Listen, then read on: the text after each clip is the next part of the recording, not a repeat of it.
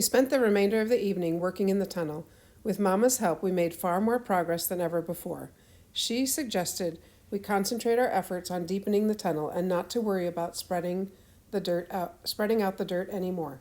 It was a good plan while you needed it, she said, but if the Grenzers come back for another investigation, they'll find the tunnel anyway. So we piled the dirt up in the basement, similar to how we had done it at first. Mama showed me how to pack it down with the bucket so that more would fit into the same space and so that it wouldn't fall over. While Fritz continued to build supports for the sunken area, Mama dug and I hauled dirt. I hadn't thought she'd be as strong as Fritz, but she dug with a ferocity I've never seen before, like ferocious. This is the strength of a mother fighting for her children, she said. When you have children of your own, you will understand. I should have been here with you from the first day. We should have told you from the first day, I said. For the first time, possibly ever, my mother and I were on the same side of an argument. When we took a rest shortly before curfew, Fritz suggested Mama should return to the apartment and make noises to cover for our absence. If someone is listening, they'll need to think we're all home. I won't leave you both here overnight. We'll get the door, then sleep here in the tunnel, Fritz said. That'll mean Gerda and I can start working first thing in the morning. Besides, we're in no greater danger here than we would be at home. I doubted if that was true. If they came for us at home, we'd probably be arrested. But if they found us here, well, we knew where we were. Still, Fritz was right about satisfying the microphones, so Mama reluctantly kissed each of us goodbye and said she would return in the morning. She also promised to bring us food for another day's work, which cheered me up considerably. Even though I knew we had almost nothing in the apartment, she was my mother, and if she said she would bring food, then food was coming. Fritz and I continued to work long past dark. Mama had run into a sandy patch of dirt, so it came apart easily and wasn't as heavy to haul away. When it was very late, we at last made the decision to go upstairs. Are you sure you want to go? Fritz asked. I was sure I didn't. If there was anything I had ever been so certain of in my life, it was that I didn't want to drag a door off the exposed top floor of this building. But it couldn't be Fritz who went. He was taller, and there was more of him to get caught in their searchlights. We went first to the main floor. I wasn't comfortable here since we could be seen from the back windows if someone happened by. But we'd spent enough time here earlier today to know where it was safe to stand. It was the upper floor that worried me. From my view out Anna's window, I knew she could see this level if she happened to look, which meant any number of other people could too. It would be a bright moon tonight, but the moon hadn't risen yet. All the more reason to hurry and get this over with while I still had some darkness on my side. Obviously, the main thing to avoid was being in the view of the watchtower guards. There were always lights on the tower at night, but I figured if I couldn't see the lights, then the guards shouldn't be able to see me. Be careful. It was a completely unnecessary thing for Fritz to say, but I was glad he said it anyway. I nodded and then started up the stairway to the upper floor.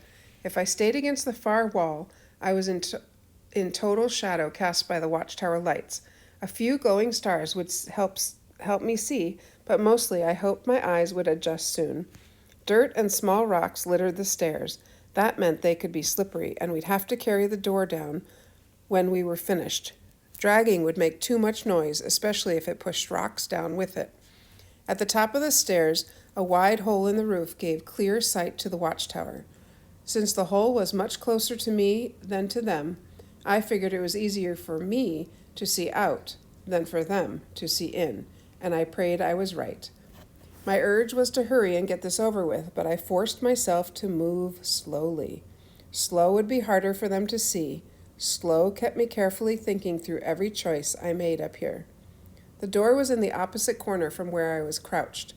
Half of it remained in shadow, and the other half sat beneath the light of the stars.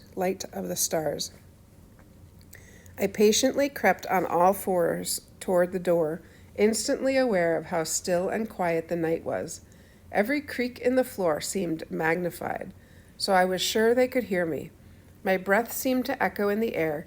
Even the pounding of my heart was a drum that their dogs could surely hear, if not the guards themselves. Despite all that, I soon reached the door and lifted it to test its weight. It was made of solid wood.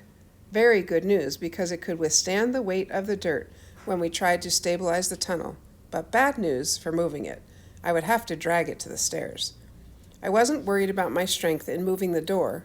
Day after day of hauling dirt had made me much stronger than I used to be, but a heavy door would make more noise along the floor and probably leave a noticeable trail of dirt, one I couldn't clear without getting out into the open. I tugged at the door, but it didn't budge. I couldn't figure out what the problem might be. It should have moved in my hands. Then, with a high-pitched whine, the watchtower light powered on, and I froze. There was no reason to panic yet. The lights always swooped around in the night, much like the paths of the bird of prey, patrolling for anything on the ground that could be devoured. The light washed across the death strip, then up in the air. It shone through the broken windows above me, stealing too much of my shadow, but also revealing the problem with the door. A broken beam from the roof had fallen on the door, pinning it to the ground. I had to remove that beam. The watchtower swung in a pattern, 2 swoops over the ground to the south, where I was, then once through the air as it moved to the right, then 2 swoops to the ground on the north. While the light went north, the darkness returned. That was my chance to get the door. I used that moment now to dart forward, keeping my body low.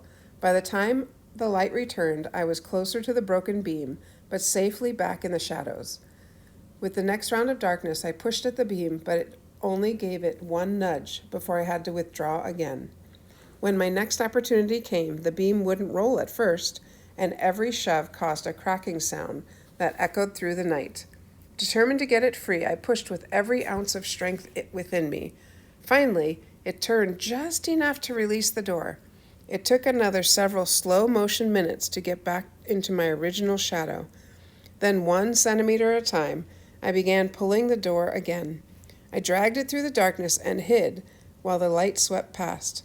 How ironic that I had been so critical of East Berlin for feeling darker than the West. Now that very darkness was my only hope to complete this task. After I got the door into total shadow, Fritz was there to help me carry it the rest of the way down the stairs. Only then did I feel safe enough to breathe again. With his help, we were soon back on the 2nd level. I wanted to return to the upper floor and brush over the drag marks, but Fritz insisted it wasn't worth the risk. I agreed without protesting, not because I thought he was right, but because the idea of returning there turned my insides to jelly.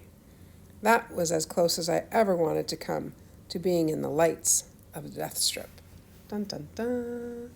Okay, go to Google Classroom and write your $1 summary for chapter 36.